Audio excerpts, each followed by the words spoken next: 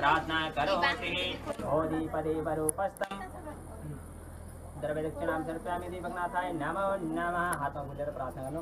ओम बोधिपदे वरूपस्थं कर्मसाक्षी विघ्नकृते यावत् कार्य समाप्ति यातावदत्र स्थिरो भव। दीपकनाथाय नमो नमः। बोधि श्री दीपक भगवान की।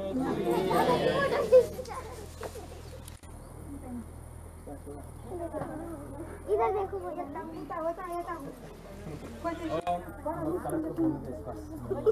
ओम भूरसि भूमिरसि दिविरसि सोदा विश्वस्य भुवनस्य दत्ते पृथिवी यच्च पृथिवी दिगुंहापति माहि गुंहि। बस भाई ओम ज्ञानवसिदेनो हि देवान प्राणाय स्वात्मानाय प्राणाय दीर्घामनुपतिति मायुके देवो सवितां हिरण्यपाणि पटिगतां चित्रेण पाणिनां सुचिकेतां महीनां पयोषेद कलस्मात्।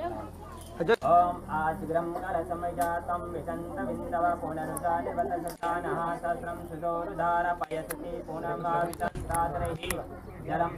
ओम तं वरुणोरितं वर्षे वरुणस्य सवरसन्दरे वरुणस्य संसदन्यति वरुणोसारितन्सदन्मसि वरुणसंसदन् आशिरगन्धम्।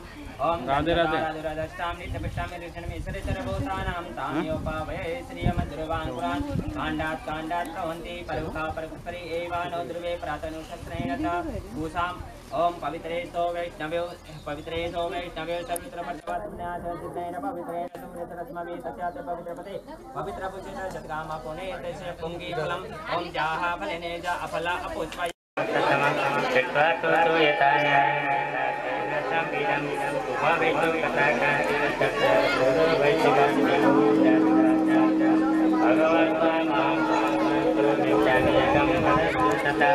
दुखाय मनसस्वतीकाय सर्वशान्तिनां मम तु गतराजति राज्याज्ञोभिरिष्टभवति जानोतो अभिनेताज्ञाते किमेतन्मनचन्दमम् अयं प्राणेता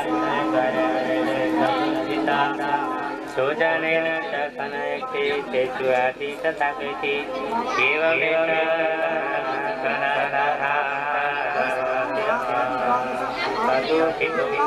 विष्टदोषे अपि विषये मम स्वापि समानः सत्यमेतन्महाभागयन्ति मम चेता भवेत् विवेकान्दस्य मूढता रिजर्वाच ज्ञानमस्ति समस्तस्य जन्तु विषयगोचरे विषयाच महाभागयति देवान्ध प्राणिना जति रत्नबन्ध तथा परि जतिदिवाद्वारं प्राणी रन्तुर्निर्दिष्टै ज्ञानिनो मुनिजान्तस्य श्रुतेनैकेवम् येतो हि ज्ञानिनां सर्वे पशुपन्थी निर्गादे ज्ञानं च तन्मनस्यां निरपञ्चनां मनुष्याणां सर्वेषां कृते तत्तु वयो ज्ञानियापि सति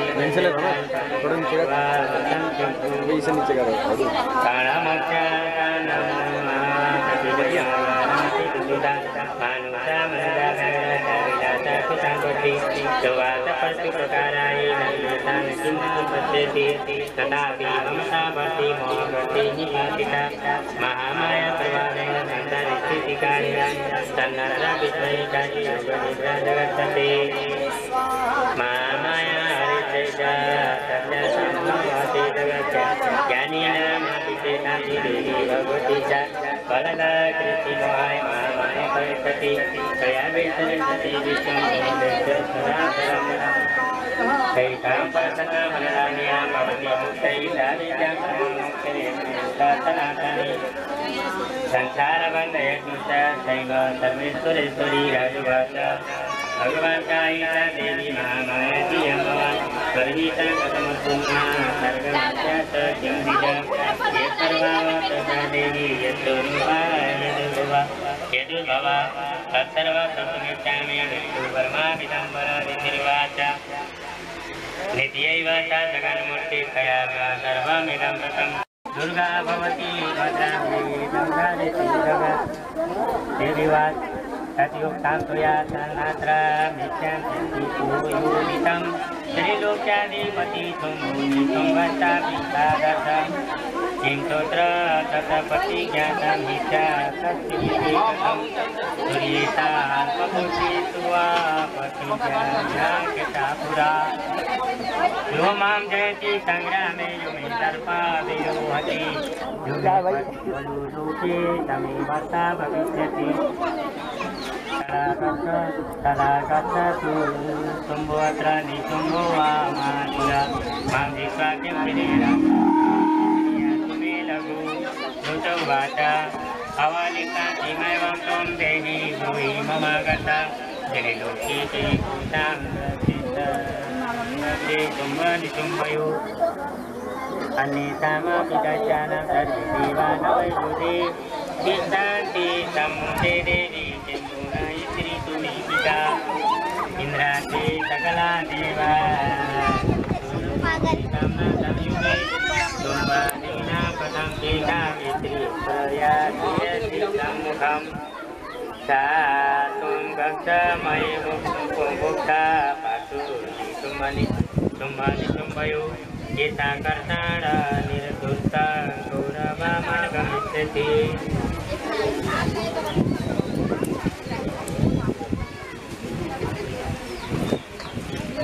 दैवीवाचा एवमेतद्बलितुम्बोऽधितुम्बस्ताति गिरिवान् किं करोमि प्रतिज्ञा मे यदा नालोचिता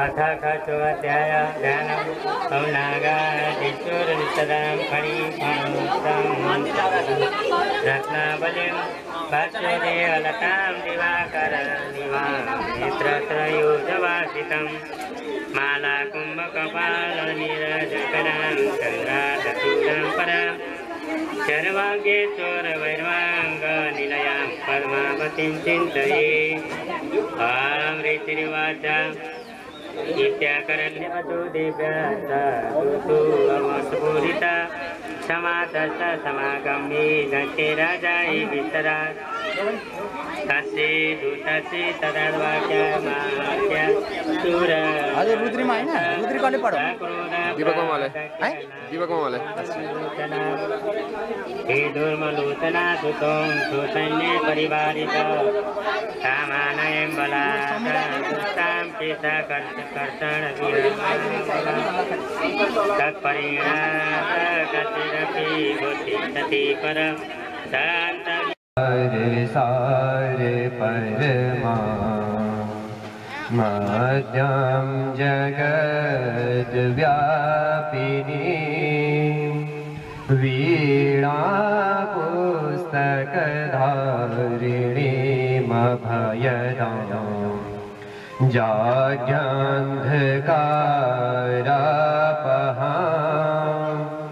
हस्ते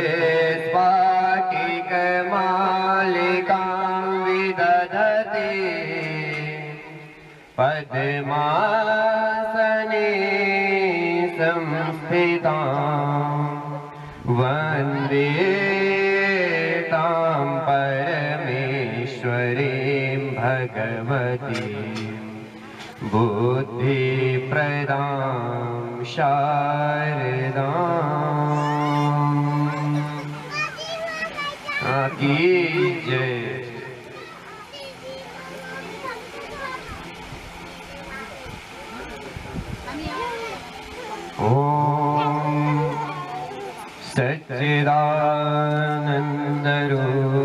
सच्चिदानन्दरूपाय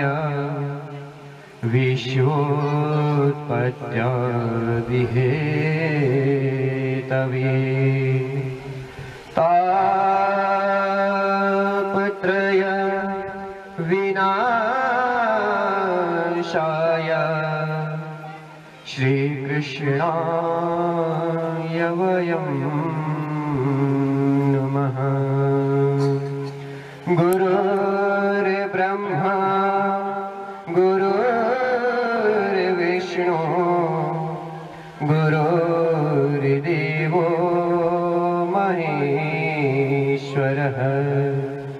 गुरुः साक्षात् परं ब्रह्म तस्मै श्री गुरवे नमः। तस्मै श्री गुरवे नमः। ब्रह्म श्राद्धे और कम श्राद्धे। हाँ, परम मंगलमय परात परब्रह्म परम कारुणिक परम कृपालु जगताधार जगत नियंता जगदीश्वर जगपालक जगकर्ता जगहर्ता ब्रजनंदन गोपीवर चंदन श्री बालकृष्ण के प्रतिमूर्ति श्री सत्यनारायण की प्रतिमूर्ति लक्ष्यवर्ती के महा पूजन में आज हम सभी उपस्थित हैं और ऐसे महान पूजन में उपस्थित होने के लिए हमें एक नहीं कई जन्मों के पुण्य उदय होने चाहिए, तभी जाकर हम यहाँ पर उपस्थित हो सकते हैं। आज हम जो भी यहाँ पर उपस्थित हैं भगवान की कृपा से और हमारे पुण्य उदय होने से उपस्थित हैं। अतः ऐसे भगवान को धन्यवाद देते हुए आइए कथा में प्रवेश करने से पहले कुछ क्षण भगवान नाम संकीर्तन कर लें, जिससे कि तन मन सब पवित्र हो जाए, तभी जाकर एकाग्रत पूर्वक कथा का हम श्रवण कर पाएंगे। सभी मिलकर भजन करेंगे। श्री कृष्ण गोविंदे हरे मुरारे हे नाथ नारायण वासुदेव। श्री कृष्ण गोविंदे हरे मुरारे हे नाथ नारायण वासुदेव। हे नाथ नारायण वासुदेव। नारायण वासुदेव। हे नाथ नारायण वासुदेव। हे नाथ नारायण वासुदेव। हे नाथ नारायण वासुदेव।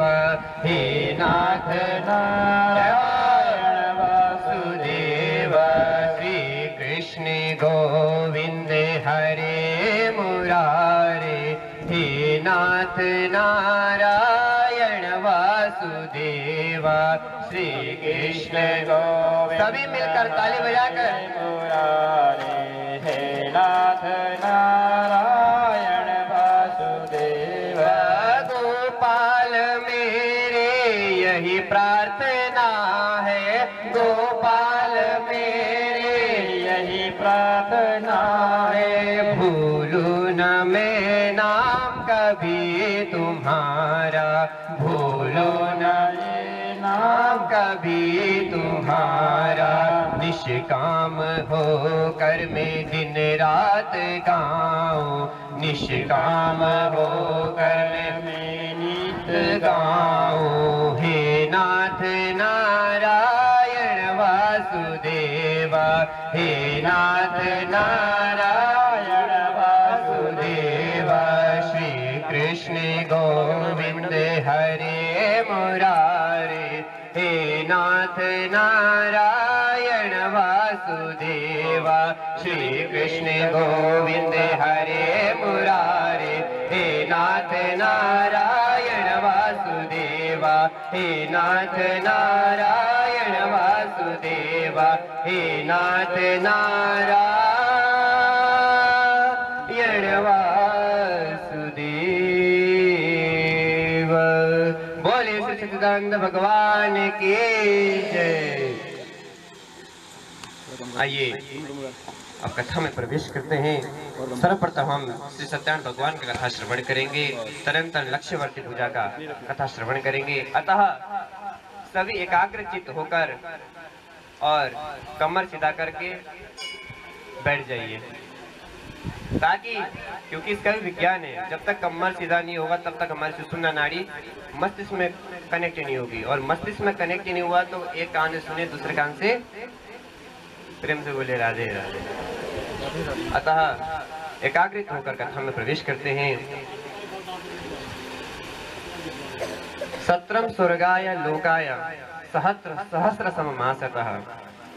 जो शौनकादि ऋषि हैं वो इस लोक और स्वर्ग लोक के लिए कल्याण के लिए वो हजारों वर्षों का यज्ञ कर रहे हैं और वो नित्य प्रतिदिन यज्ञ करते हैं, नित्य प्रतिदिन वो कथा का श्रवण करते हैं।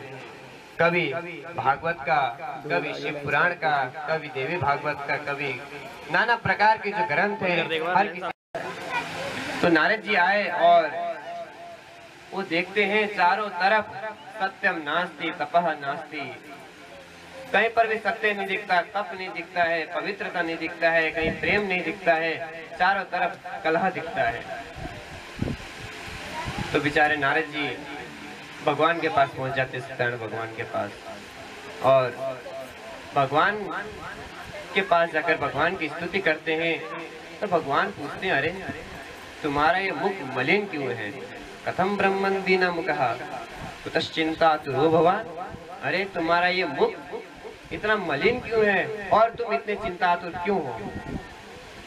तो नारद जी सारा वृत्तांत सुनाते कि मैं पृथ्वी में गया था और वहां पर देखा कि हर कोई मनुष्य दुखी है, उनका उद्धार कैसे हो, इसका कोई उपाय बताइए।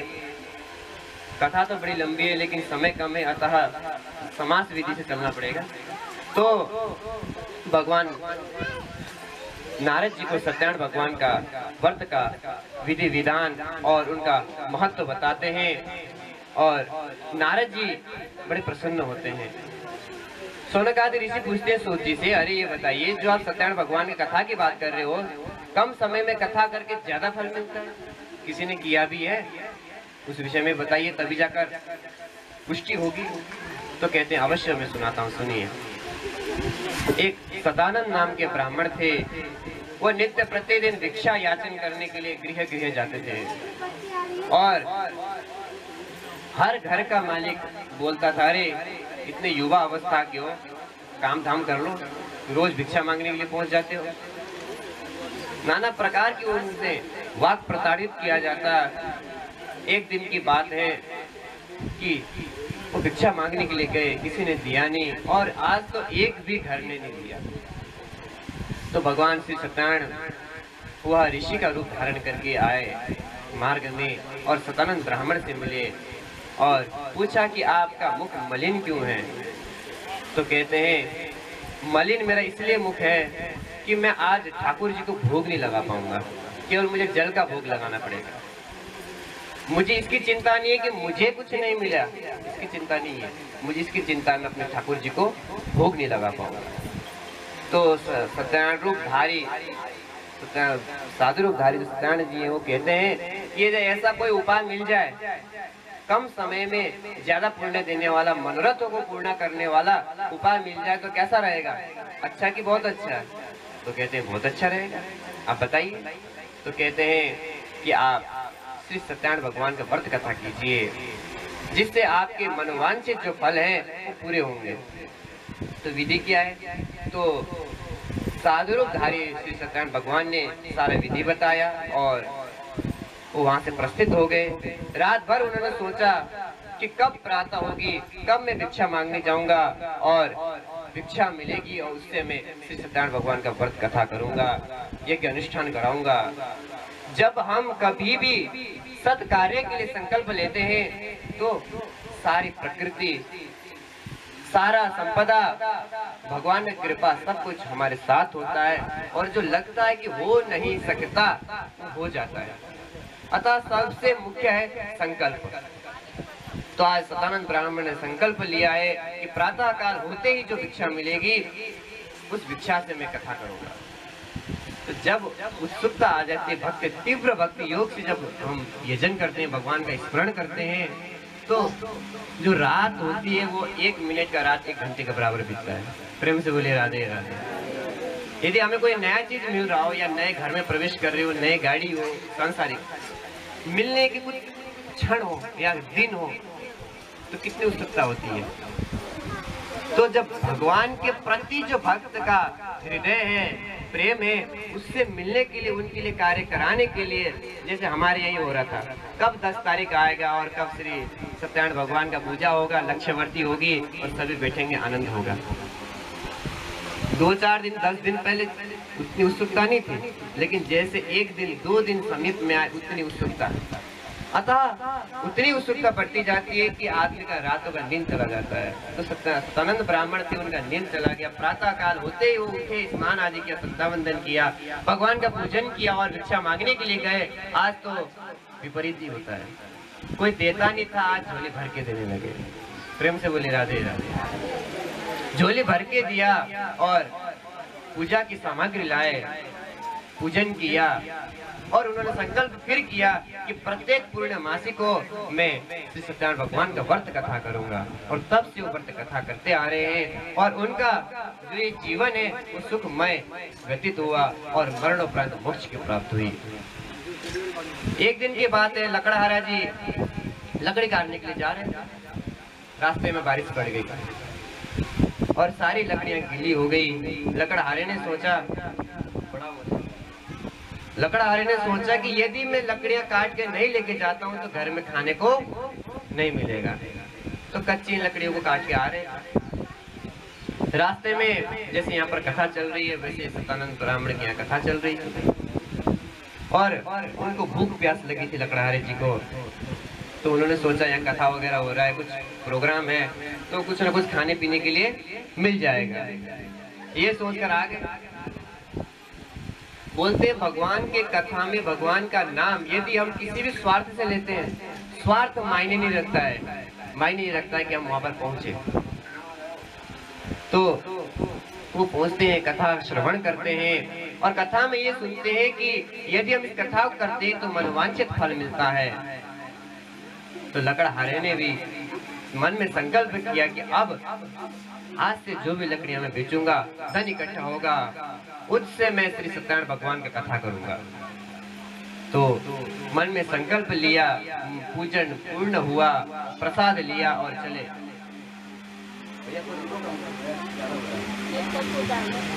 प्रेम से बोले राधे राधे। जैसे मैंने थोड़ी देर पहले बताया था, यदि भगवान का कार्य करने के लिए मन में संकल्प लिया, वो पूरा होता कि नहीं होता? सुनाई नहीं दिया? सही से नहीं सुनाई दिया? तो संकल्प लेना चाहिए नहीं लेना चाहिए? यदि हम संकल्प लेने में कंजूसाई करते, कभी होता है कि सोचते हमारे घर में पैसा नहीं है, समय नहीं है, व्यवस्था नहीं हो पाएगी, सोचकर हम कंजूसाई करते संकल्प लेने के लिए। संकल्प लेने के लिए कभी भी कंजूसाई नहीं करना है। आप दिल खोलकर संकल्प करिए, पूर्ण करने का काम इनका है। भगवान स्वयं बोलते तुम 2 कदम बढ़ो मैं 10 कदम बढ़ूंगा, तुम 2 कदम बढ़ो मैं 10 कदम बढ़ूंगा, तुम ध्यान मेरा लगाओ मैं हाजिर हो जाऊंगा।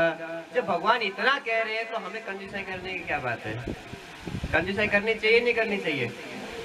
प्रेम से बोले राधे राधे। तो कभी भी मन में संकल्प होता है कि मैं कथा कराऊं या हवन कराऊं, यज्ञ कराऊं या भंडारा कराऊं, कुछ भी सत् कार्य करने के लिए आपके मन में इच्छा होता है किसी को देखकर, सुनकर, सोचकर, तो संकल्प में देर मत करिए। आपका काम केवल संकल्प करना, पूरा करना है काम इनका है। तो उन्होंने मन में संकल्प किया, प्रसाद लिया और लकड़ी बेचने के लिए चले गए और लकड़ियों का मूल्य जो पहले मिलता था उससे कई गुना ज्यादा मिला और उस धन से उन्होंने कथा कराया और उन्होंने फिर संकल्प लिया कि हर पूर्णिमासी को मैं भगवान का कथा कराऊंगा, जिससे कि भगवान प्रसन्न रहेंगे और लोग कल्याणार्थ लोग, क्योंकि जब भी हम सत्संग करते हैं केवल अपना कल्याण नहीं होता है, साथ में सभी का कल्याण होता है। अतः सर्वश्रेष्ठ माना गया है ज्ञान यज्ञ को। किस यज्ञ को? ज्ञान यज्ञ को सर्वश्रेष्ठ माना गया है, क्योंकि इससे सभी का लाभ होता है। हम हवन पूजा आदि करते हैं, केवल घर परिवार वाले लोग रहते हैं, उन्हीं का फायदा होता है।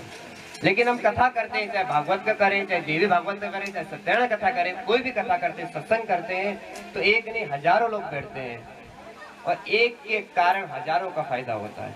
अतः सर्वश्रेष्ठ माना गया है ज्ञान यज्ञ को। तो उन्होंने भी प्रत्येक पूर्णमासियों कथा करने का संकल्प लिया और लकड़हारे जी का भी यह जीवन सुखमय व्यतीत हुआ और मरणोपरांत मोक्ष को प्राप्त किया। तो इस प्रकार से कथा सुनाया सुध जी ने शौनकादियों को। शौनकादि पूछते हैं, अरे प्रभु और कथाएं सुनाइए, अभी हमारा मन तृप्त नहीं हुआ है। कई बार होता है खाना खाते पेट भर जाता है, मन नहीं भरता है, होता नहीं होता है। रसगुल्ला मिल जाए या राजभोग मिल जाए, मन भरता नहीं, पेट भर जाता है। ऐसी जो भगवान की कथा के रसिक होते हैं उनका मन कभी नहीं भरता है। जैसे पृथु महाराज ने भागवत में सुना ही होगा सभी ने कि 10,000 कान मांगे थे, क्योंकि कान से कभी तृप्ति होती नहीं है सुनने से। तो बोलते हैं कि और सुनाइए कथाएं कोई, तो बोलते अवश्य सुनाता हूँ, सुनो। प्रेम से बोलिए राधे राधे। कमर सीधा और सावधानी, फिर टेढ़े होते जा रहे हैं। कोई नहीं, पुरानी आदत धीरे धीरे सुधरेगी। तो बोलते हैं कि एक कथा में और सुनाता हूँ, सुनो। एक बार की बात है, एक साधु वैश्य नाम के व्यापारी व्यापार करके वापस आ रहे थे। भद्रशिला नदी के तट पर उतरे और वहां पर देखा कि हमारे देश के राजा चंद्रकेतु सत्यनारायण भगवान का पूजन कर रहे हैं, व्रत कर रहे हैं। तो बड़ा आश्चर्य हुआ कि राजा इतना बड़ा होकर, श्रेष्ठ होकर, इतना धनवान होकर अपने राजमहल में छोड़कर इस नदी के तट में पूजन कर रहा है। क्या बात है। मन में बड़ा उत्सुकता हुई, क्योंकि कोई बड़ा व्यक्ति छोटी जगह में आकर करे तो उत्सुकता तो होता ही है। 100 लोग एक जैसे चल रहे हैं, एक टेढ़ा मेढ़ा चले तो दृष्टि किसके ऊपर जाएगी? एक के ऊपर। प्रेम से बोले राधे राधे। तो जो वैश्य थे व्यापारी जी गए राजा के पास, कथा श्रवण किया और कथा में पूछा उन्होंने, कथा उन्हें वहां पर पहुंचकर कि अरे राजन, आप ये बताइए, आप तो इतने धनवान हैं और इस जगह में आप कथा क्यों कर रहे हो? आप तो चाहो तो महल में कर सकते हो पूरी सजावट के साथ। तो कहते हैं कि महल में तो मैंने आज तक बहुत किया, महल में करता हूँ तो मुझे अपने ऐश्वर्यता का ज्ञान होता है, लेकिन जब मैं नदी के तट में आता हूँ तो मुझे अपने मानवता का ज्ञान होता है, मेरी वास्तविकता का ज्ञान होता है, मैं पृथ्वी से जुड़ा रहता हूँ। प्रेम से बोले राधे राधे। और पुनः कथा उन्होंने श्रवण किया। कथा में वैश्य ने क्या श्रवण किया, व्यापारी जी ने बताइए। इस कथा को सुनने से, इस कथा को करने से क्या मिलता है? मनोवांछित फल मिलता है। और जो व्यापारी जी थे साधु वैश्य नाम के, उनके पास क्या नहीं था? संतान नहीं थी कोई भी। तो उन्होंने सोचा कि ये तो बड़ा अच्छा कथा है, क्योंकि जो व्यापारी लोग होते हैं वो चाहते हैं कि खर्चा कम करना पड़े, पैसा बच जाए। तो उन्होंने सोचा कि मैं भी कथा करूंगा जिससे मेरे घर में संतान आ जाएगी। तो कथा पूर्ण किया, घर में आए और अपनी पत्नी लीलावती को बताया, अरे प्रिय, आज मैंने एक दिव्य कथा सुना है। बोले क्या? कि श्री सत्यनारायण भगवान का व्रत कथा करने से मनोवांछित फल मिलता है। तो हमारे घर में भी संतान नहीं है, धन तो बहुत है लेकिन संतान नहीं है। इस कथा को सुनते ही, इसको करते ही, इसका अनुष्ठान करते ही हमारे घर में संतान आ जाएगी। तो बोला पत्नी ने, अवश्य चलो फिर कल ही करते हैं, क्योंकि माताओं का स्वभाव बड़ा अच्छा होता है धर्म कर्म के विषय में। पुरुषों की अपेक्षा माताओं का बड़ा अच्छा होता है। धर्म कर्म कुछ भी करना हो, अरे इतनी भी क्या जल्दी है, पड़े हैं परसों। प्रेम से बोले राधे राधे। लेकिन माताओं का स्वभाव क्या होता है? कल करे सो आज कर, आज करे सो अब, पल में परले हो जाए रे बहुरी, काज करे सो कब। अतः लीलावती जी बड़ी भक्त थी, उन्होंने कहा कि जल्दी से कथा कर लेते हैं। तो व्यापारी जी ने अपना दिमाग चला दिया, भाई पुरुष तो होते हैं थोड़ा, तो दिमाग चला दिया। बोले कि अभी पूर्ण तरीके से विश्वास नहीं है, वैसे तो है, लेकिन पहले एक काम करते हैं, संकल्प कर लेते हैं, अभी हमारे घर में संतान आ जाएगी तो फिर कथा कर लेंगे, क्या दिक्कत है। तो बेचारी माताएं तो होती हैं भोली भाली, मान जाती हैं एक आध बार समझाने पर। तो लीलावती जी मान गई, बोले कि ठीक है कोई दिक्कत नहीं। और घर में संतान भी हुई, नामकरण हो गया। और नामकरण होने से पहले जो लीलावती जी थी उन्होंने बोला कि अब श्री सत्यनारायण भगवान कथा करते, क्योंकि अब शुद्धता भी आ गई, अब कथा कर लेते। व्यापारी जी ने फिर दिमाग लगा दिया, और बोलते हैं कि भात खुलाई जब होता है तो थोड़ा बहुत भंडारा वगैरह करना पड़ता है, लोगों को बुलाते भी हैं, तो एक पंथ दो काज, खर्चा बचाने के चक्कर में ज्यादा लगे रहते हैं पुरुष, क्योंकि कमाना उन्हें पड़ता है ना। प्रेम से बोले राधे राधे, तो बोले कि एक ही बार में काम हो जाएगा, तो बेचारी मान गई होगी और भात खुलाई भी हो गया। उस समय भी समझाया, नहीं मानी, और उस समय क्या बहाना दिया जानते हैं? शादी के समय में करेंगे, क्योंकि शादी में पैसा बहुत खर्च होता है, लोग भी बहुत सारे आते हैं और एक ही बार में लोग, भैया जो बहाने देने वाला होता है ना बहुत विद्वान होता है, कैसे कैसे बहाने देता है। अरे जो सत्संग होता है अकेले में नहीं करना चाहिए, सत्संग सभी के साथ करना चाहिए। यदि हम भागवत में सुनेंगे, हिरण्यकश्यपु जब हिरण्याक्ष मरता है तो अपनी माता और अपनी पत्नी को इतने उपदेश देता है कि स्वयं भ्रमित हो जाती है, इतना बड़ा राक्षस कैसे है ये। तो जो थोड़े ठगिया लोग होते हैं ज्यादा प्रवचन देते हैं, बोलते हैं कि जब शादी विवाह होता है लोग भी आते हैं, आयोजन भी होता है, धन भी खर्च होता है, तो उसी समय कर लेंगे एक ही बार में। तो पत्नी मान गई, सोचा कि चलो ठीक है, सही कह रहे हैं। अब पुत्री युवती हो गई और जो कलावती थी वो नित्य प्रतिदिन बढ़ती रही और युवती हो गई, उसका विवाह भी हो गया और दिमाग चला दिया और इस बार वो भूल गए, कथा कराना भूल गए। अब कथा कराना भूल गए तो श्री सत्यनारायण भगवान ने सोचा कि यस्याहं गृह्णामि हरिष्ये तद्धनम सनेहि, जिसके ऊपर मैं कभी कृपा करना चाहता हूँ उसका धन, उसका ऐश्वर्य, उसका मद, अहंकार, सब कुछ मैं धीरे धीरे निकाल देता हूँ। क्योंकि धन है तभी जाकर अहंकार है, तभी जाकर कंजूसाई है, सब कुछ जड़ ये है। तो हरिष्ये तद्धनम सनेहि, सने सने धीरे धीरे करके उसका समाप्त कर देता हूँ। तो भगवान ने प्रारंभ किया वही कार्य और उनका बुद्धि में विचार डला दिया कि एक बात अपने दामाद से बोला जाए कि दामाद जी, आज कल परसों विवाह इत्यादि हुआ तो धन बहुत खर्च हो गया है, थोड़ा धन को अर्जित करते हैं, रिकवर करते हैं उस धन को। तो इस प्रकार की जो बुद्धि थी भगवान ने उसके दिमाग में डाल दिया और इसी प्रकार जैसे भगवान ने बुद्धि डाल दी थी, आया और अपने दामाद को कहा, और दामाद तो सीधे साधे थे बेचारे, और साथ में चले गए व्यापार करने के लिए।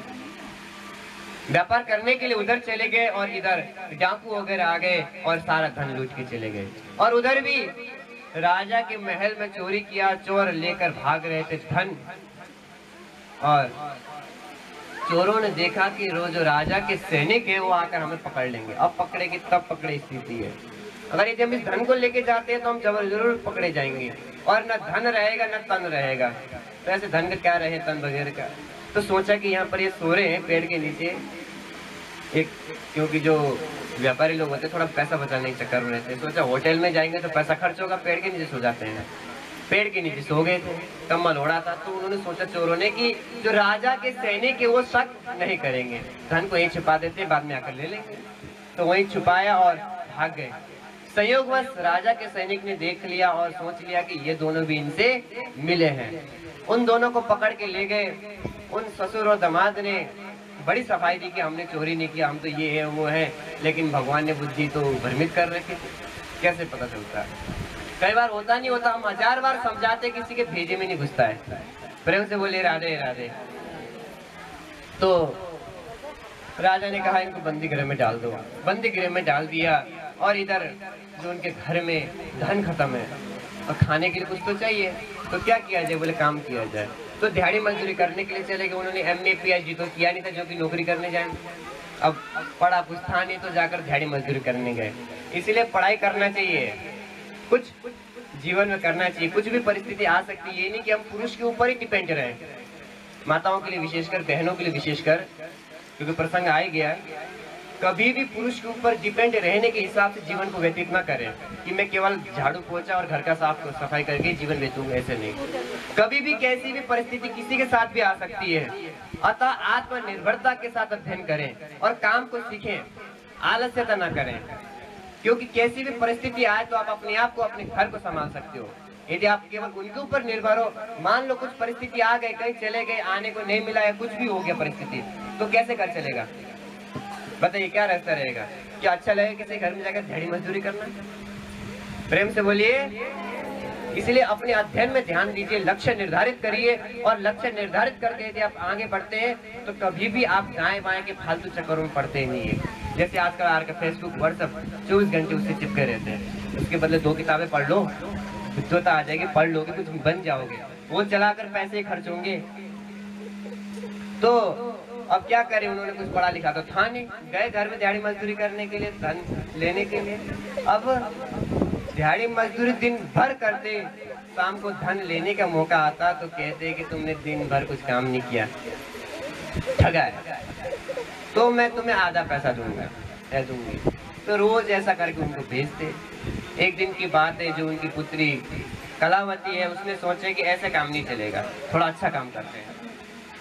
जब हम सोचते कि इस परिस्थिति में हमें नहीं रहना है, ये छोटी मोटी जो जिंदगी काटने वाली परिस्थिति होती है उसमें नहीं रहना है, यदि हम संकल्प करते हैं तो बुद्धि काम करने लग जाती है, भगवान की कृपा आने लग जाती है। क्योंकि भगवान ने हमें छोटा मोटा काम करने के लिए भेजा नहीं है।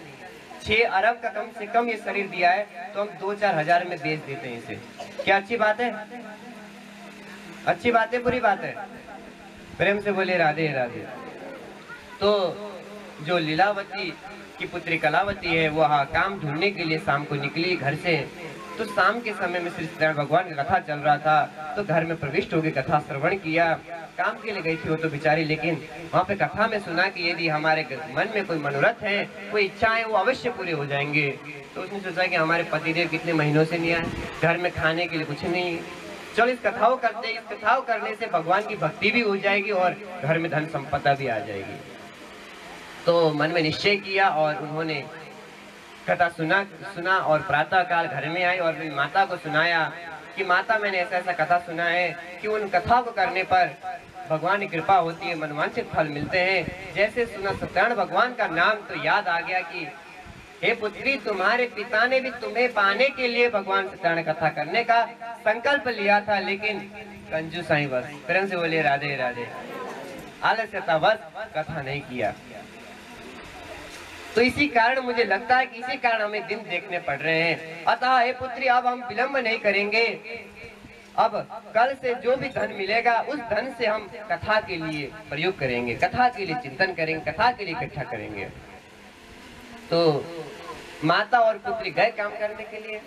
जैसे मैंने थोड़ी देर पहले कहा था, क्या कहा था, जब भी सत्य कार्य करने के लिए मन में संकल्प उठता है तो क्या होता है कि वो कार्य अवश्य पूर्ण होता है। उस कार्य में प्रयोग मदद मिलती है किसी भी प्रकार से, धन की नहीं तो धन की, तन की नहीं, किसी की सेवा की जरूरत है, कुछ भी हो अवश्य पूरा होता है।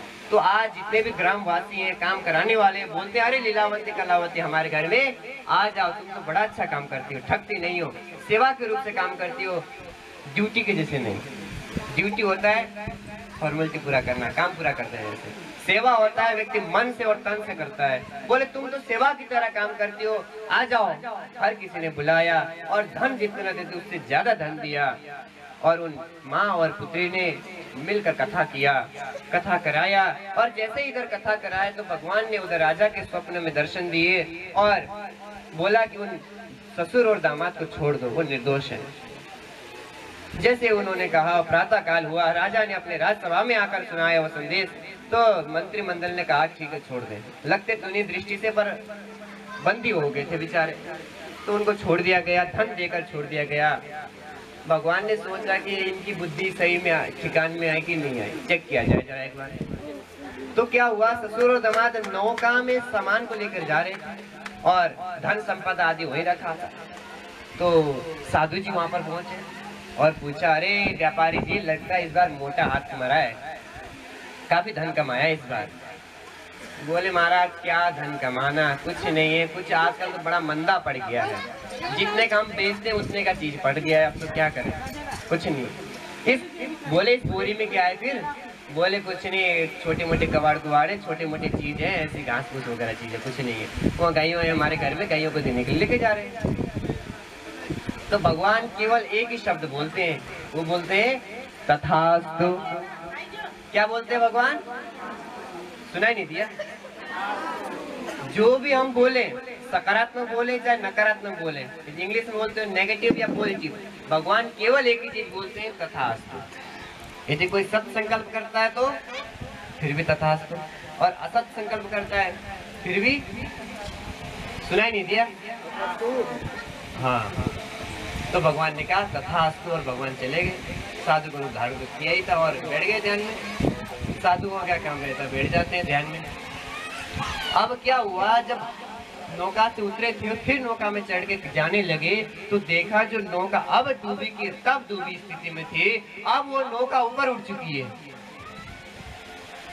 बड़ा आश्चर्य हुआ उसको, और फटाफट से जाकर बोरी को खोला तो क्या दिखता है बोरी के अंदर, क्या दिखता है? बस क्यों दिखता है? क्योंकि उसने वही मांगा था। तो जैसे ये सब कुछ देखा मूर्छित हो गए बेचारे व्यापारी जी। दामाद ने जल छिड़का और व्यापारी जी, साधु वैश्य नाम के जो व्यापारी जी हैं, उनकी बुद्धि ठिकाने में आई कि अरे मैंने साधुओं से झूठ बोला। जो साधु कभी किसी का कुछ लेते नहीं, जो कि देने के लिए पैदा हुए हैं, वो हर किसी के लिए देते रहते हैं, मैं उनसे झूठ बोला। क्षमा मांगने के लिए उनके पास जाते हैं, साष्टांग दंडवत करते हैं और उनसे क्षमा मांगते हैं, साधुदेव मुझे क्षमा करिए, मैं जान नहीं पाया। यदि आपको धन की कामना होती तो आप साधु क्यों बनते? आप घर में रहते, गृहस्थ रहते। और मैंने जब कि सुना है कथा में, यदि करदम जी का प्रसंग सुनते हैं तो करदम जी ने अपने संकल्प से कामक विमान पैदा कर दिया था, जो कि आज तक बना ही नहीं है। हाथ वगैरह से कंट्रोल करना पड़ता है, मन से कंट्रोल नहीं होता है। वो मन से कंट्रोल होता था, ऐसा विमान बनाया, सभी सुख सुविधाएं उसमें थी। साधु चाहे तो सब कुछ कर सकता है, उसे किस चीज की आवश्यकता नहीं है। पर मैं लोभ में आकर मैंने सोचा कि साधु मांग न ले। जैसे कई बार आते मांगने वाले, घर वाले बच्चों को भेज देते हैं, बोलो पिताजी घर में नहीं है, माताजी घर में नहीं है, प्रेम से बोले राधे राधे। क्यों? यदि माताजी पिताजी घर में होंगे तो बोलेगा बेटा थोड़ा ज्यादा दक्षिणा दे, तो बहाना तो रहेगा माताजी घर में नहीं, पिताजी घर में नहीं, जब आए तब मांग लेना। तो इस प्रकार से उन्होंने उनसे प्रार्थना किया, क्षमा याचना किया, भगवान प्रसन्न हुए और यथावत धन दे दिया जैसे पहले था। और वो मार्ग से जाने लगे नदी से, तो मार्ग में दूत मिले, कुछ उनको भेजा और बोला कि जाओ तुम उनको खबर दो कि तुम्हारे पति और पिता आ चुके हैं। जाकर दूत ने खबर दिया कि तुम्हारे पति और पुत्र या दामाद सब आ रहे हैं, वहां से आपके लिए बुला रहे हैं आपको वहां पर। तो माता ने कहा बेटी कथा पूरा कर लेना, तो मैं चली स्वागत के लिए उनके। तो बेटी ने जैसे जैसे कथा तो सुन लिया, लेकिन युवा अवस्था की पत्नी पति से दूर रहे तो कितनी उत्सुकता होती है, अभी आप सब जानते ही होंगे। प्रेम से बोलिए राधे राधे।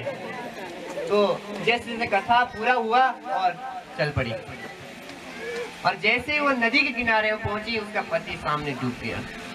ऐसा देखकर वो बड़ी चिंतित हो गई और मूर्छित हो गई, और मूर्छा खुला तो रोने लगी और भगवान को कोसने लगी, अरे इससे तो अच्छा ये था कि तुम पति को दिखाते ही नहीं, खबर पहुंचाते ही नहीं, कम से कम शांति से संतुष्ट थे। हम सोच तो रहे थे कि पति जीवित होंगे, लेकिन तुमने ऐसा दिखा दिया तो और विफल करते हैं भगवान, तुम्हारा न्याय का सिद्धांत गलत है। इस प्रकार से कोसने लगी तो आकाशवाणी हुआ कि तुमने भगवान से सत्यान का प्रसाद त्यागा है, इसीलिए तुम्हारा पति मरा है। जाओ तुम प्रसाद खा के आओ तो पति जीवित हो जाएगा। तो रोते हुए प्रसाद खा के आए तो देखा कि पति जीवित है, पिता जीवित है, और उनका स्वागत किया। और घर में आए सभी ने मिलकर उस दिन से संकल्प किया कि प्रत्येक पूर्णिमासी के दिन हम श्री सत्यनारायण भगवान कथा करेंगे, और कथा उन्होंने करना प्रारंभ किया। और इस जन्म में उन्होंने सुख को प्राप्त किया और मरणोपरांत मोक्ष को प्राप्त किया। बोले सत्यनारायण भगवान की जय। सोनो गांधी ऋषि और लाल आई, बोले महाराज और कथाएं सुना। तो बोले ठीक है, एक कथा और सुना देता हूँ मैं। बोले एक ग्राम है, जिस ग्राम में ग्वाले रहते हैं, और उस ग्राम में प्रत्येक पूर्णमासी के दिन कथाएं हुआ करती है श्री सत्यनारायण भगवान की। और बच्चे जैसा देखते हैं बच्चे वैसा ही सीखते हैं। सही है गलत है? बच्चे जैसा देखते हैं वैसा ही सीखते हैं। आप उनको पूजा में लेके आओ, जैसे कई बार देखा भी गया है, जैसे बच्चे होते हैं दादी के बड़े लाडले होते हैं, दादी के साथ ज्यादा रहते हैं। और जो दादी माएँ होती हैं वो क्या करती है, सुबह सुबह भगवान के पास जाती है, पूजा करती हैं, धूप जलाती हैं, बत्तियां जलाती हैं और सूर्यार्घ देती हैं। देती नहीं देती हैं? आवाज नहीं आ रहा है? प्रेम से बोले राधे राधे। नहीं भी देती हैं फिर भी बोलना ही पड़ेगा। तो बच्चे वैसे ही सीखते हैं। और क्या होता है, वो भी छोटा सा धूप बनाते हैं, उनके साथ जलाते हैं, घुमाते हैं, बैठ जाते हैं। और दादी जब सूर्य अर्घ देने के लिए जल भरा हुआ लोटा लेके जाती हैं, तो बच्चे भी छोटा सा लोटा लेकर वो भी देते हैं। तो जो जैसा देखता है वो वैसा ही होता है।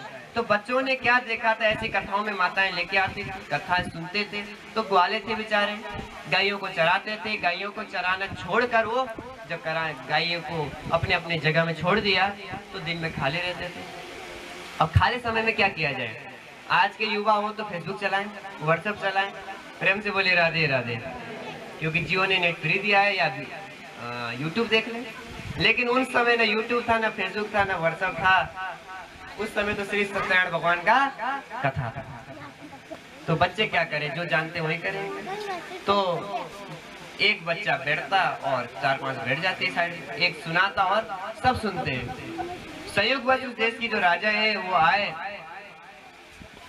तुंगध्वज नाम के राजा, और शिकार खेलने के लिए आए होते, थके और वृक्ष के नीचे बैठे विश्राम कर रहे थे। तो बच्चों ने देखा, अरे हमारे देश के राजा आए हैं।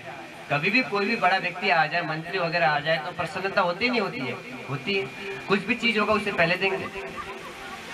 तो बच्चों ने सोचा पूजा पूरी हो गई है, आज सबसे पहले भोग जो लगा है भगवान का वो राजा के पास प्रस्तुत करते हैं। तो भोग लगाए, राजा को देते हैं। तो राजा को देने के लिए वो थाली में सजा कर लेके आए। राजा ने अपने अहंकार वश, अपने ऐश्वर्य के मद में आकर बोला कि अरे बच्चों का भी कहीं पूजा होता है। बच्चा भी कोई कुछ जानता है? उसको ये नहीं पता, जितना बच्चा जानता है उससे ज्यादा बड़ा नहीं जान सकता। प्रेम से बोले राधे राधे। बच्चे के सामने आप एक चीज करके दिखा दो, दोबारा करके दिखा देगा। बड़ों के सामने 10 बार मूड मारो फिर भी नहीं कर पाएगा। गाड़ी सीखने का मामला, बच्चा 2 दिन में सीख जाएगा, बड़े को 10 दिन लगेंगे। कुछ भी चीज हो, मोबाइल लेको आजकल बोलना नहीं आता, उसमें गेम खेलना पहले आ जाता है उसे। लेकिन जो बूढ़े हैं उनको 10 बार सीखना पड़ा था। प्रेम से बोले राधे राधे। तो बोला कि बच्चों का पूजा भी कहीं पूजा होता है। अहंकार वश प्रसाद को त्याग दिया। राज्य में गया तो सारा राज्य तहस नहस दिखा और बड़ा दुखित हुआ। रात्रि हुई, रात्रि में स्वप्न हुआ और भगवान ने कहा तुमने बच्चों का प्रसाद त्यागा है, इसी कारण तुम्हें दशा देखनी पड़ी है। कल सुबह जाओ और उनके साथ पूजन करो और प्रसाद को ग्रहण करो तो तुम्हारा राज्य यथावत मिलेगा। तो प्रातः काल होते ही राजा जंगल में पहुंचा, जहाँ पर बच्चे आते थे। पूरी पूजा की तैयारी किया, सज्जता किया, फल लाए, प्रसाद लाया, माला लाए, पूजन की सामग्री लाया, बच्चों के साथ मिलकर पूजन किया, कथा का श्रवण किया और कथा का प्रसाद लेकर वो अपने राज्य में पहुंचा तो राज्य यथावत मिला। तो उसने भी संकल्प लिया कि मैं प्रत्येक पूर्णिमासी को भगवान ने कथा करूंगा और उसने कथा करना प्रारंभ किया और इस जीवन में वह सुख से जीवित रहने लगा। क्योंकि यदि हम अपना धन सही जगह में लगाते हैं तो वह धन सत्कार्य में लगता है, सत्कार्य की ओर प्रेरित करता है। यदि हम उस धन को सत्कार्य की ओर खर्च नहीं करते, सोचिए कि भैया पूजा करानी है, भागवत कराना है, कथा कराना है, पता नहीं हजारों रुपए लाखों रुपए खर्च होते हैं। सोचते हैं हम अरे लाखों रुपए खर्च हो रहे हैं और ये सोचकर हम पीछे हट जाते हैं। और वो लाख रुपए आपके पास बचा रहेगा तो लाख से 1 लाख 1 रुपए नहीं होने वाला, बल्कि घटेगा ही घटेगा। लेकिन आप उस धन को पूजा में लगाओगे, उस धन की शुद्धि होगी और वो धन लाखों नहीं करोड़ों आपके पास लेके आएगा। प्रेम से बोलिए राधे राधे। इसलिए कभी भी पूजन में कंजूसाई नहीं करना चाहिए। जितना हो सके दिल खोल के करो, जितना दिल खोल के दोगे उतना दिल खोल के। प्रेम से बोले राधे राधे। तो मरणोपरांत मोक्ष को प्राप्त हुए। तो इसी के साथ सत्यनारायण भगवान का कथा है विराम करते हैं। बोले सत्यनारायण भगवान की जय। आइए अब लक्ष्यवर्ती कथा हम पूछते हैं। बोले लक्ष्यवर्ती महोत्सव की, लक्ष्यवर्ती पूजा की। आर्यावर्ति पुरा काचित् वैश्याभुल्लक्षणा विदा तस्या भुजंग शूद्रो भूत् दासो नाम महाबल। कहते हैं कार्तिक में, माघ में, वैशाख में जो उद्यापन सहित सपाद लक्ष्यवर्ती का पूजा सपाद लक्ष्य अर्थात 1,25,000। 100 को 4 में डिवाइड कर दो तो जो एक भाग बचता है उसको कहते हैं सपाद। जो 2 भाग होते हैं उसको कहते हैं अर्ध, और जब एक भाग बचता है उसको पादों न कहते हैं और उसको पूर्ण कहते हैं। तो सपाद 1 लक्ष्य अर्थात 1,25,000 दीप दान करने का जो महत्व है, जो कथा है, और जिस कथा को, जिस बत्ती को जलाने से पाप मुक्त होता है, वह कथा श्री वामन पुराण में वर्णित है। उस कथा को श्री शौनक आदि 88,000 ऋषि सुनने के लिए उत्सुक हैं और सूत जी सुनाने के लिए उत्सुक हैं। तो शौनक आदि ऋषि को श्री सूत जी कहते हैं, सुनो। आर्यावर्ते पुरा कश्चित्, आर्यावर्त नाम के पूर्व में अर्थात नगर में एक लक्षणा नाम की वैश्या थी। क्या नाम की वैश्या थी? लक्षणा। पात्रों का नाम याद कर लीजिए ताकि पता चल जाएगा आगे के लिए कि हमें वो काम करना चाहिए नहीं करना चाहिए। लक्षणा नाम की वैश्या थी और उसका एक भुजंग नाम का दास था। वो दोनों एक बार नदी में स्नान करने के लिए जाते हैं, जिस नदी का स्नान करने से सारे पाप नष्ट हो जाते हैं। उस भद्रशिला नाम के उस नदी का स्नान करने के लिए वो जाते हैं, क्योंकि उस जो नदी है, उस नदी के स्नान करने से सब पाप नष्ट हो जाती है। जो गोदावरी नदी है, उस नदी में स्नान करने के लिए आए और स्नान किया उन्होंने। स्नान करके जैसे वो बाहर आ रहे थे तो देखा एक 16 वर्ष की जो युवती है अपने पति को गोद में रखकर रो रही है। क्या कर रही है? रो रही है। गोदावरी के तट पे रोते हुए देखा तो उस वेश्या के मन में प्रश्न आया, अरे अभी तो बालिका है और इसका पति मृत है और ये रो रही है, इसका कारण क्या है? ये क्यों मरा इसका पति और ये क्यों रो रही है? इसके बारे में बताओ मेरे दास। भुजंग को बोलती है। भुजंग बोलता है, अरे देवी, जैसे तुम वैसा मैं 24 घंटे में तुम्हारे साथ रहता हूँ। कभी कुछ ज्ञान की बातें सुनी नहीं, कुछ जाना नहीं, तो मैं कैसे बता सकता हूँ?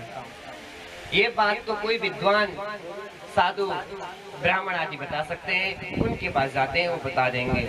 तो वह ब्राह्मण को खोजते खोजते गए तो उनको एक याजक नाम के ब्राह्मण मिले और ब्राह्मण के समक्ष उन्होंने ये प्रश्न रखा कि ये जो स्त्री है वो विधवा क्यों हुई, इसका पति मरा क्यों? तो जो याजक नाम के ब्राह्मण है वो कहते हैं जिसका पति है वो क्षय रोग से मरा है। और बोले इसका मरने का कारण क्या है?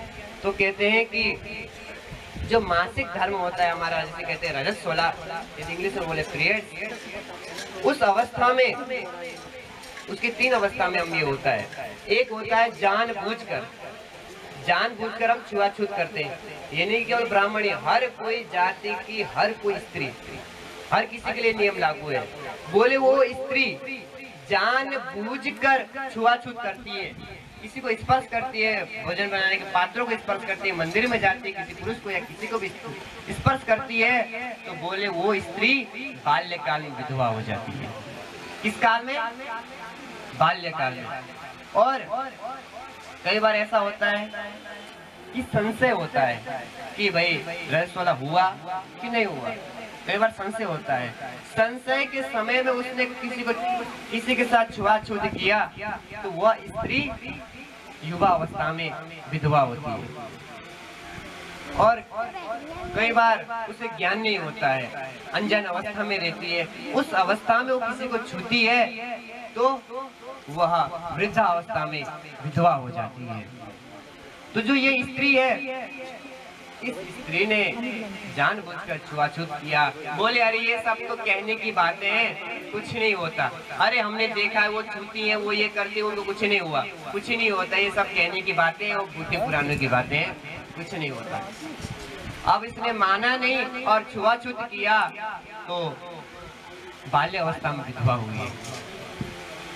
बाल्य अवस्था में विधवा हुई है और इसे ब्रह्म हत्या लगा हुआ है। जब हम रजस्वला होते हैं तो उस समय ब्रह्म हत्या लगा होता है। क्या हत्या? ब्रह्म हत्या। वो ब्रह्म हत्या हमें कैसे मिला?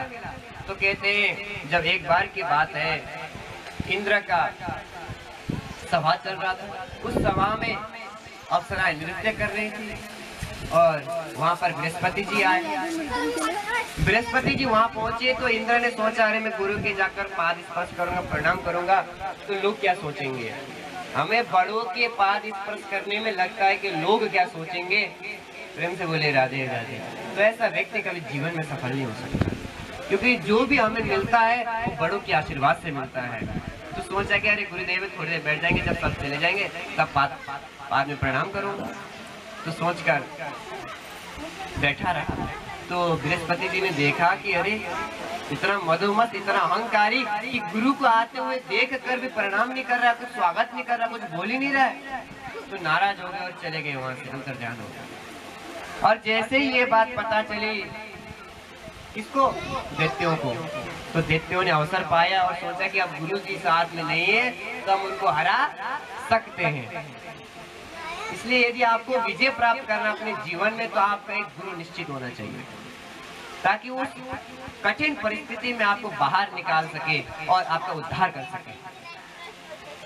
तो ये बात दैत्यों को पता चला, दैत्यों ने आक्रमण किया, सारे दैत्य देवता इधर से उधर हो गए और ब्रह्मा जी के पास पहुंचते हैं और पूछते हैं, अरे ब्रह्मा जी,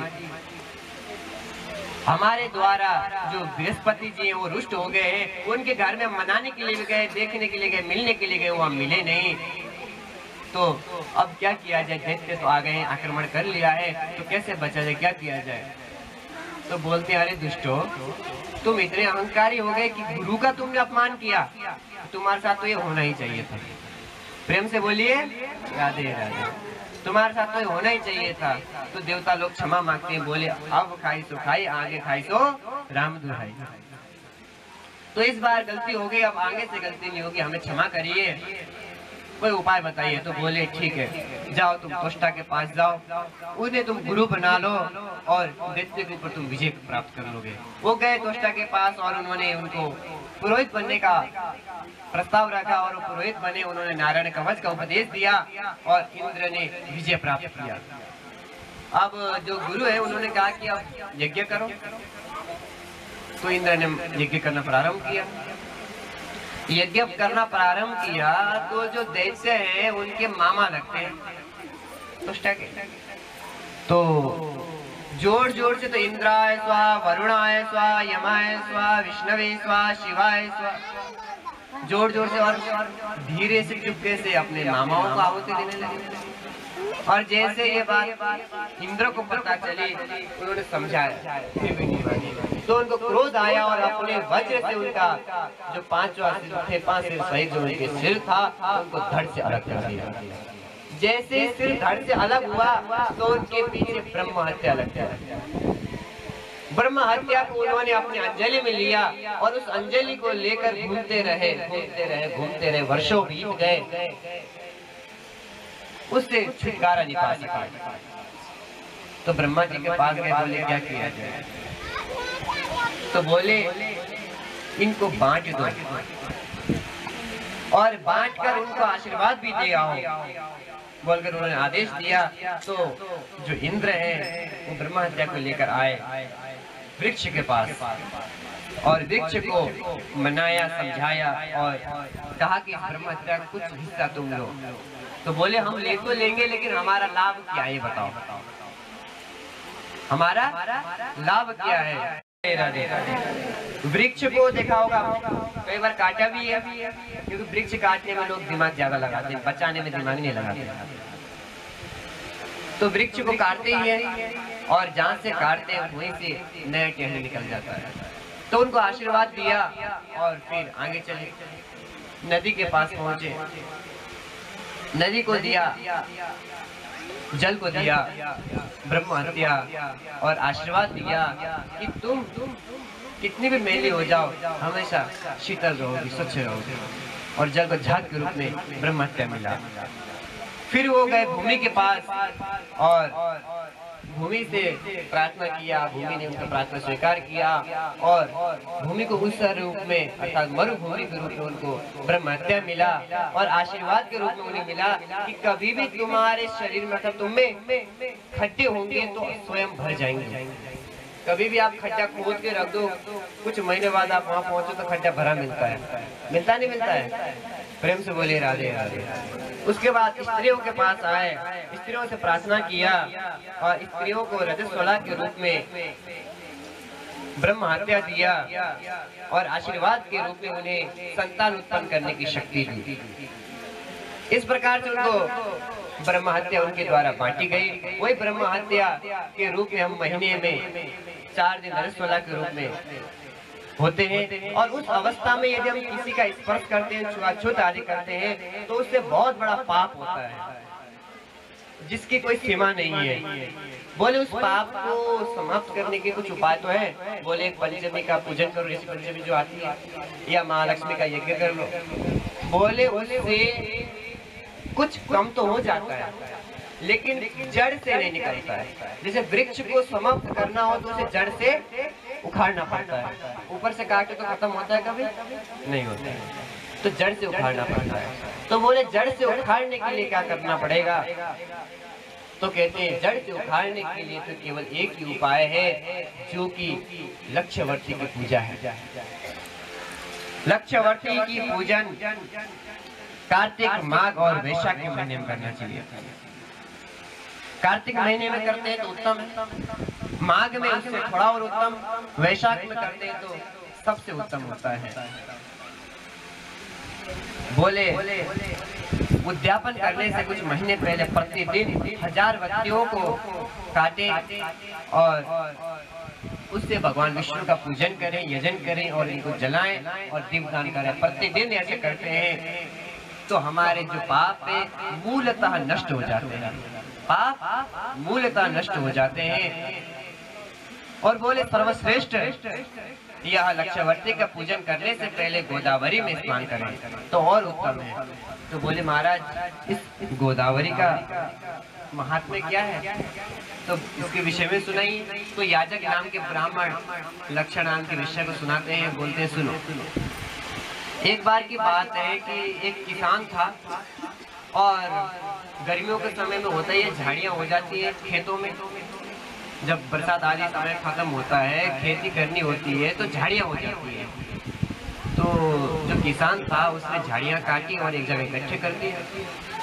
होली का दहन आती है, पता है? जैसे इकट्ठा करते हैं वैसे उसने इकट्ठा कर दिया और आग लगा दिया।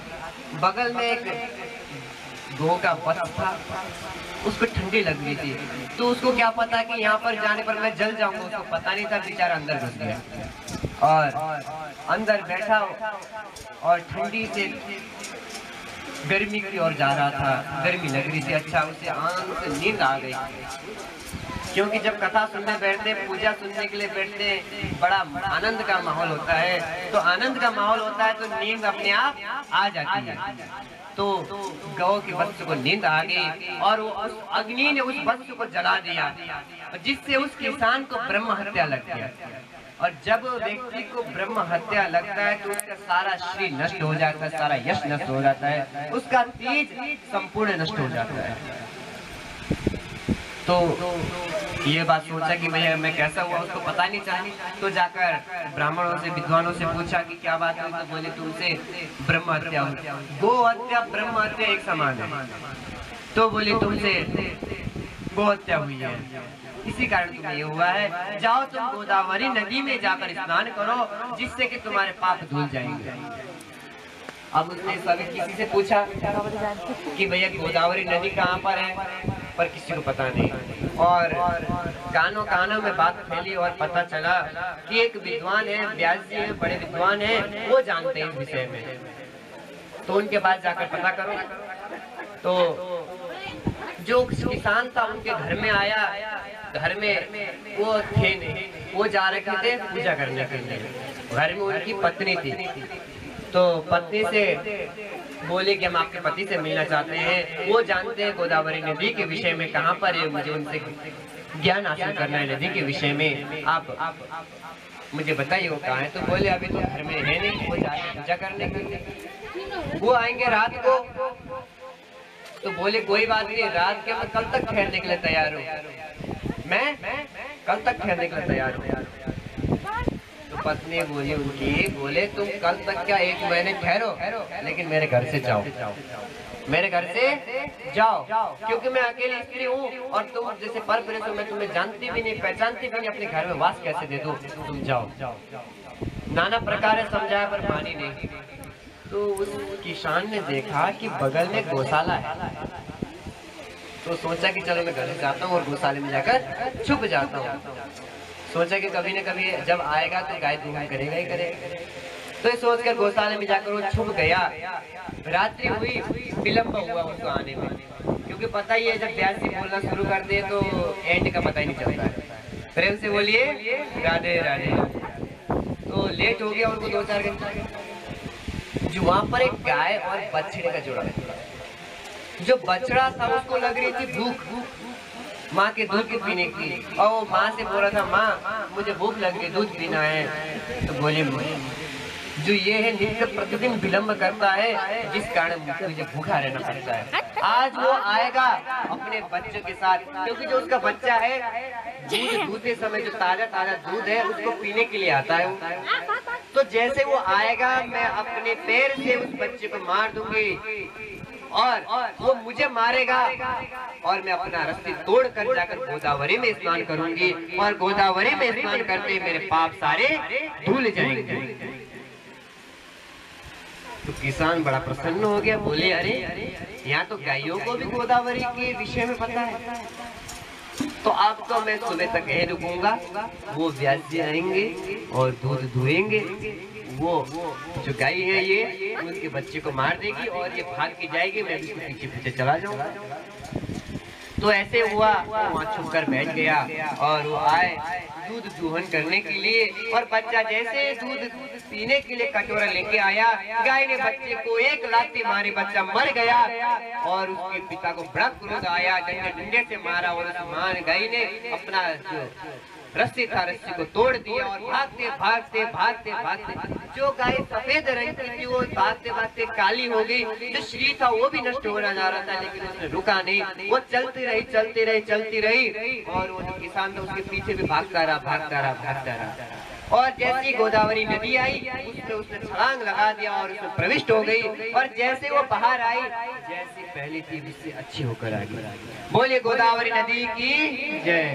तो सोचा इसका महात्मा तो बड़ा अच्छा है, तो वो भी सोच विचार कर चिंतन करके गोदावरी नदी को प्रणाम कर कर डुबकी लगाता है और बाहर आता है तो अपना यश पाता है। तो बोले गोदावरी नदी में स्नान करने से ब्रह्म हत्या भी दूर हो जाता है। तो ये बात तो ठीक है, लक्षणा कहती है कि ये बात तो ठीक है, कोई प्रमाण दो, क्योंकि जब तक कोई प्रमाण दिया नहीं जाता हम कैसे मानते। तो याजक नाम के ब्राह्मण है वो कहते हैं कि जो ये स्त्री है इसका पति मरा हुआ है, तुम अभी अभी गोदावरी में स्नान करके आई, तो तुम अपने पुण्य का एक अंश इसके नाम पर दान कर दो। कितना अंश? एक अंश, 100 अंश नहीं, केवल एक अंश, इसे दान कर दो, ये जीवित हो जाएगा। तो लक्षणा ने वैसे किया, दान किया अपना एक अंश, उस एक अंश से जो मरा हुआ व्यक्ति था वो जीवित हो गया, लेकिन पूर्णतः स्वस्थ नहीं हुआ। बोले स्वस्थ कैसे होगा? तो बोले यदि तुम प्रत्येक दिन पत्तियों को काट कर लक्ष्यवर्ती करते हो 1,25,000। कितना? सुनाई नहीं दिया? अभी भी नहीं सुनाई दिया? अभी भोजन मिलेगा, चिंता क्यों कर रहे? भगवान का प्रसाद मिलेगा, थोड़ा जोर से। यदि करते हैं तो जितने भी पाप हैं वो सब नष्ट हो जाते हैं और वह पुण्यवान हो जाता है। और उस स्त्री ने ऐसा ही किया, जिसका पति मरा था वो जीवित हो गया, वो घर में गई और उसने बच्चे काटना प्रारंभ किया। प्रतिदिन 1000 बच्चियों को काट कर पूजन करके जगाती थी। यदि व्यवस्था है तो प्रतिदिन पूजन श्री राधे। तो उसने प्रतिदिन पूजन किया तो उसका जो पति है वह स्वस्थ हो गया और तब से उसने सबसे पहले 3 सारे, जैसे 3 बार घुमाने वाली बत्ती कहते हैं, उसका यजन किया और उसके बाद 5 सारे, उसके बाद कितना 7, उसके बाद 9। इस प्रकार से उसने उन बत्तियों का निर्माण करके भगवान का पूजन करके किया और वह पुनः सौभाग्यवती हो गई। बताइए कितने जीवन भर सौभाग्यवती बन के रहना चाहती है। हाथ तो दिख नहीं रहा है, कितने अभी दिख नहीं रहा है, कितने जीवन भर सौभाग्यवती बन के रहना चाहती है। हाथ में कंजूसा ही दिख रहा है। प्रेम से बोलिए राधे राधे। तो सबसे सरल और सबसे सहज, सबसे उत्तम उपाय है लक्षवर्ती के पूजन। 1,25,000 बत्तियों का कर्तन करें, बनाएं और उस बत्तियों से भगवान का पूजन करें। उस पूजन करने से भगवान प्रसन्न होते हैं और भगवान प्रसन्न होते हैं तो सदा आजीवन जब तक हम जीवित रहते हैं तब तक हम सौभाग्यवती रहते हैं। कभी भी हम किसी पंडित जी को प्रणाम करें या साधु को प्रणाम करें तो क्या कहते हैं, वो सौभाग्यवती भव। वो तो आशीर्वाद देते हैं, रोज तो आशीर्वाद मिलता नहीं है। इसलिए उस आशीर्वाद को निरंतर से रखने के लिए ये लक्षवर्ती का करना अति आवश्यक है। तो हम अपनी माता जी को लाख ने करोड़ों बार धन्यवाद देते हैं कि आपने अपना जो दिन का जीवन का बहुमूल्य समय था, उस समय में से किसी के पास समय होता नहीं। आजकल बोलो कि भैया ये करना है, यहाँ जाना है, कथा भी सुनना है, तो लोग बोलते हैं कथा कितने बजे शुरू हो रही है, बोले 12 बजे, अर्थात 1 बजे शुरू होगी। तो हम पहुंचेंगे 1:30 बजे तक, तब तक मंगलाचरण आदि हो चुका होगा, हम पहुंचेंगे वहां तक और थोड़ा प्रसाद पालेंगे। प्रेम से बोलिए। तो जीवन में समय किसी के पास होता नहीं है प्यारे, लेकिन समय निकाला जा सकता है। समय निकाला जा सकता है। हम इधर दाएं बाएं की चीजों के लिए हम समय निकालते ही हैं, तो उसकी अपेक्षा सत्कार्य के लिए समय निकाल दिया जाए। और जब भी आप बत्तियों को बनाएंगे तब किसका चिंतन होगा, श्री नारायण का चिंतन होगा कि ये बत्तियां पूरी होंगी और ऐसा भव्य दिव्य अनुष्ठान यज्ञ करूंगी जिससे मेरा परिवार, मेरा कुल, मेरे इष्ट सभी प्रसन्न होंगे, सभी को लाभ मिलेगा, सभी को पुण्य मिलेगा। और हम सबसे ज्यादा महान और भाग्यवान कब कहलाते हैं, जब हमारे वजह से, हमारे कारण से दूसरों का लाभ हो। अब एक ने बत्ती काटा, एक ने बत्ती बनाया, एक के कारण आज हजारों को लाभ मिल रहा है। तो ये काम करना चाहिए नहीं करना चाहिए? आवाज नहीं सुनाई दी? प्रेम से बोलिए राधे राधे। जैसे कथा के शुरू में मैंने बोल दिया था सत्यनारायण की कथा में कि ये मत सोचिए कि इतना ये तो 2.5 लाख है, 1,25,500 थे और 1,25,700 रहेंगे, ये तो 2.5 लाख है। हम सोचिए कि 1,25,000 बत्तियां हम कैसे कर पाएंगे? अरे नहीं कर पाएंगे, हमारे बस का नहीं, हम कर नहीं पाएंगे, हमारे घर में बच्चे हैं या हमारा आंख देखता नहीं है, हाथ काम नहीं करता। वाहनों की लिस्ट खड़ी हो जाती है 50 प्रकार की।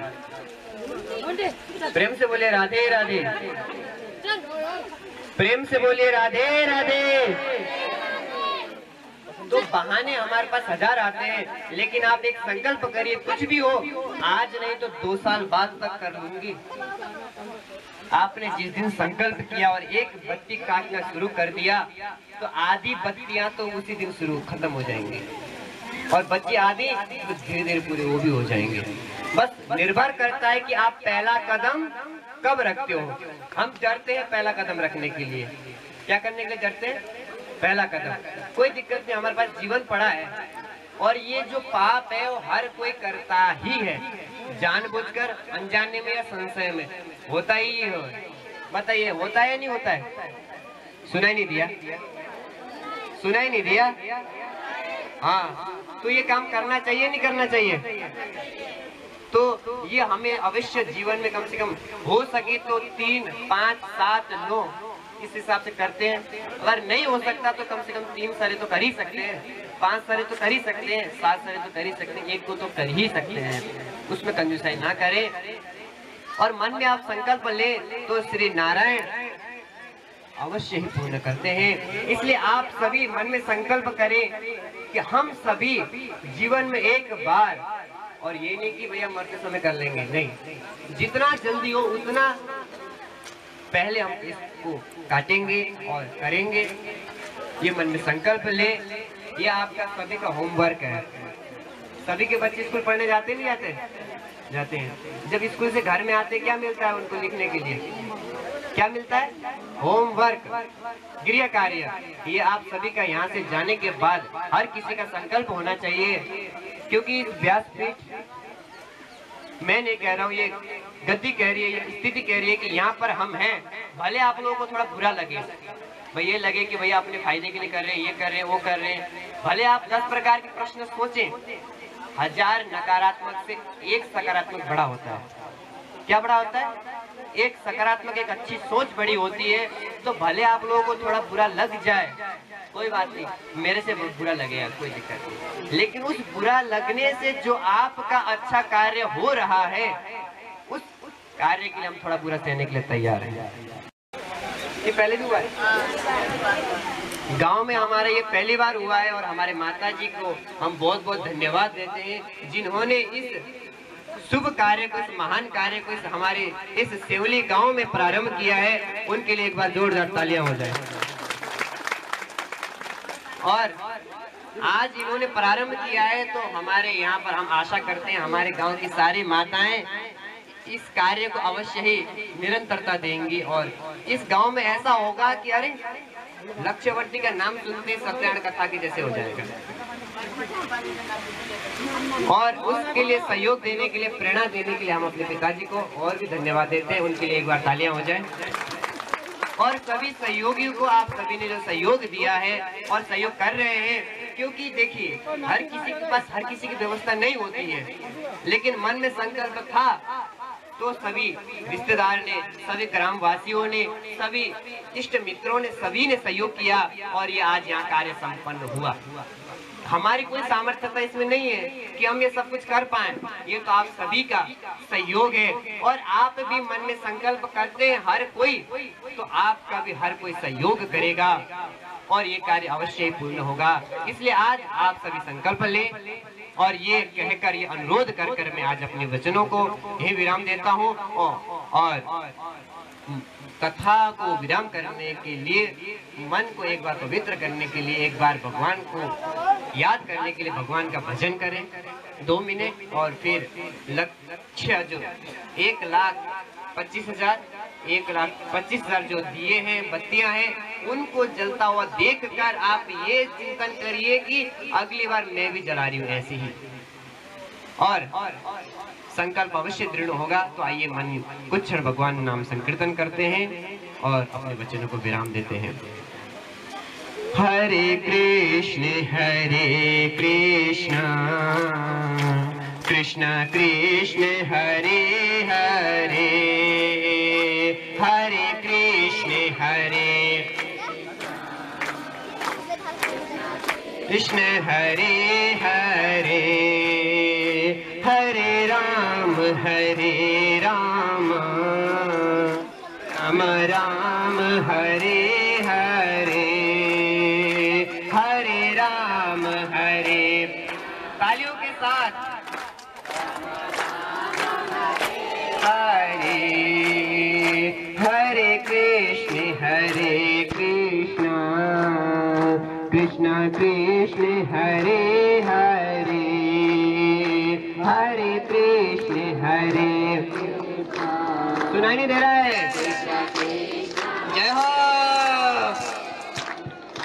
हरे राम राम राम हरे हरे, हरे राम जय हो। हरे हरे, हरे कृष्ण कृष्ण कृष्ण हरे हरे, हरे कृष्ण जय कृष्ण हरे हरे,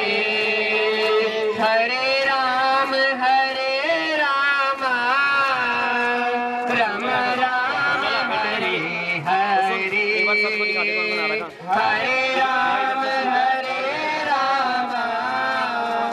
राम राम हरे हरे, हरे कृष्ण कृष्ण कृष्ण हरे हरे, हरे कृष्ण जय हो, बहुत अच्छा। कृष्ण हरे हरे, हरे राम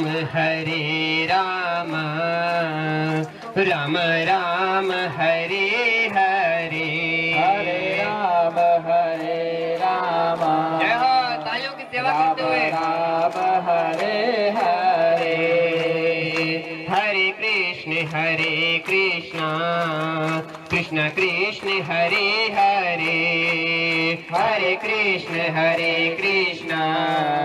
कृष्ण कृष्ण हरे हरे, हरे राम राम राम हरे हरे, हरे राम राम राम हरे हरे, हरे कृष्ण कृष्ण कृष्ण हरे हरे, हरे कृष्ण कृष्ण हरे हरे, हरे राम राम राम हरे हरे, हरे राम राम राम हरे हरे। बोले श्री सत्यनारायण भगवान की। आइए आप दीप प्रज्वलन का आनंद लेंगे, पूजन को। वसो मम आहम जानि ग्रवधम त्वम जाति ग्रवधम।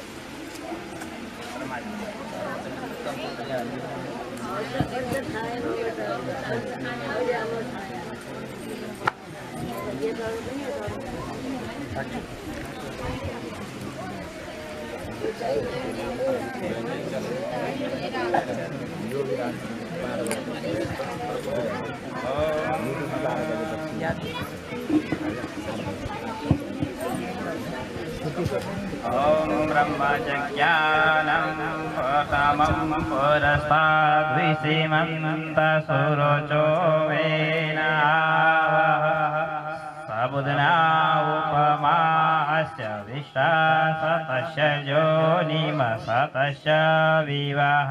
ओम ब्रह्मणे नमः।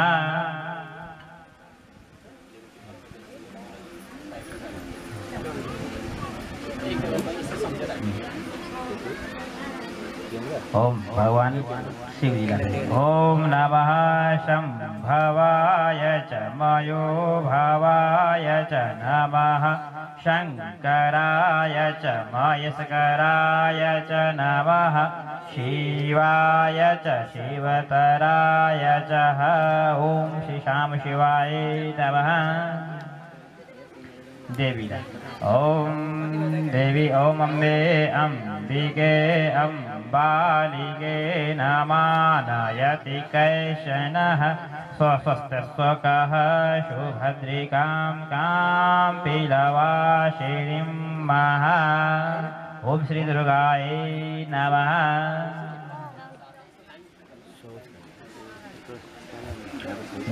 गंगा जी को गंगा जी लगा दी नहीं ना, फिर तुलसी जी तुलसी देव्यै नमः। ओम देवी पर्वन्नाथ हरे प्रसीद प्रसीद मातृ जगतोऽखिलेश प्रसीद विश्वे सजिपाहि विश्वं तमीश्वरी देवी चराचरं श्री तुलसी देव्यै नमो नमः। शवे शवे संगीने चक्रीणी रग्वी की जनाये बल्लभ श्रीमन नारायण नारायण नारायण श्रीमन नारायण नारायण बदरे नारायण नारायण नारायण बदरे नारायण नारायण नारायण श्रीमन नारायण नारायण नारायण श्रीमन नारायण नारायण नारायण सत्य नारायण नारायण नारायण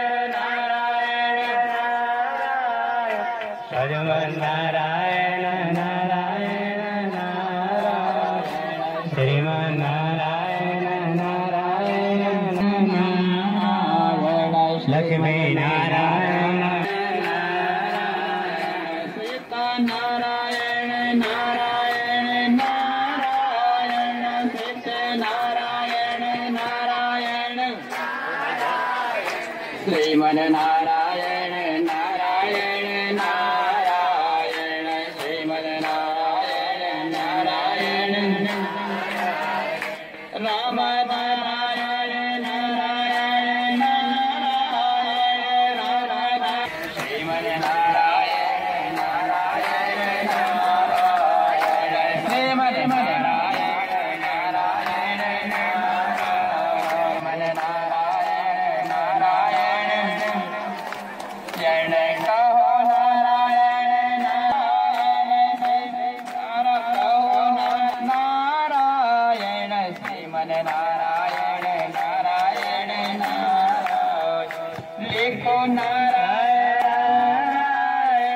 लिखो नारायण नारायण नारायण श्रीमन नारायण नारायण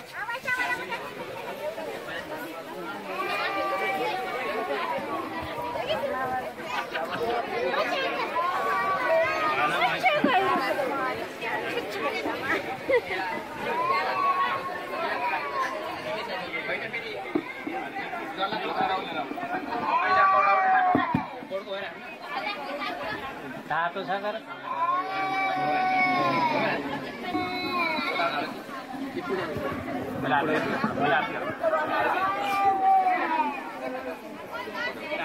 आरती श्री राधे श्री राधे श्री राधे श्री राधे राधे राधे श्री राधे राधे राधे राधे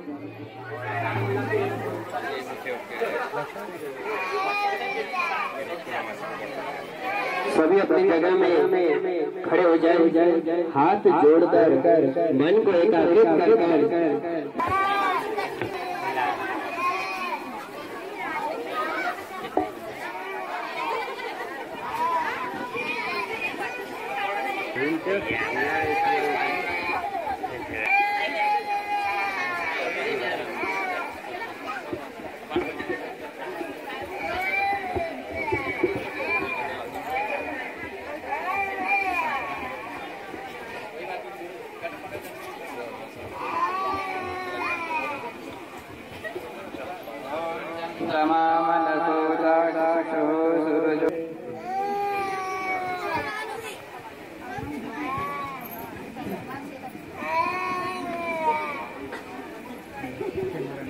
श्रीमन नारायण नारायण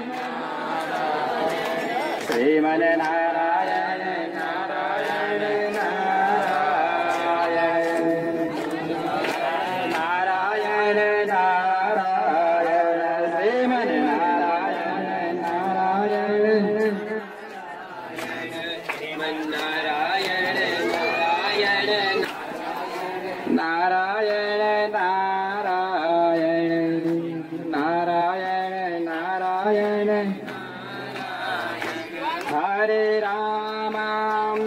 हरे राम राम राम हरे हरे श्री कृष्ण हरे कृष्ण कृष्ण कृष्ण हरे हरे हरे राम हरे कृष्ण हरे हरे कृष्णा कृष्ण हरे हरे और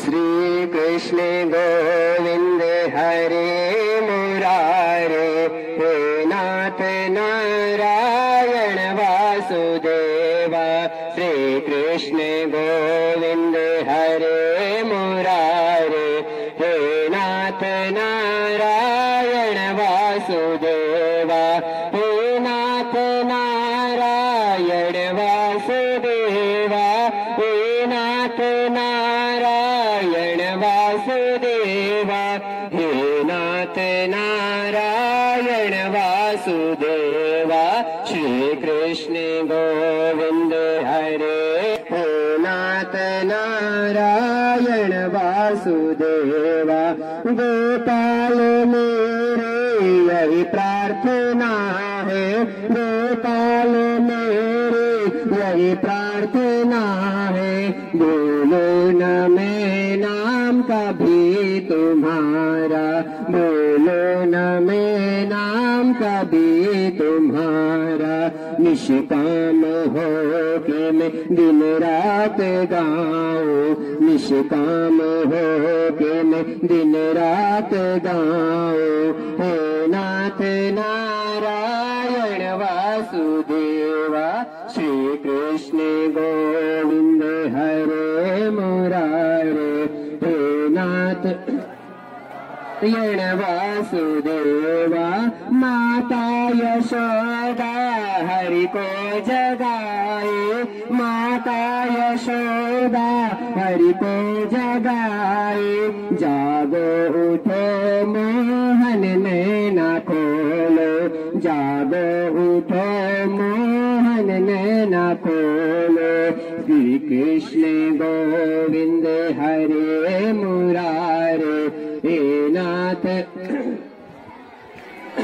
सुदेवा देहांत काले तुम सामने हो देहांत काले तुम सामने हो मुरली बजा के मन को भगवान को प्रणाम करें और भगवान को धन्यवाद दे हे प्रभु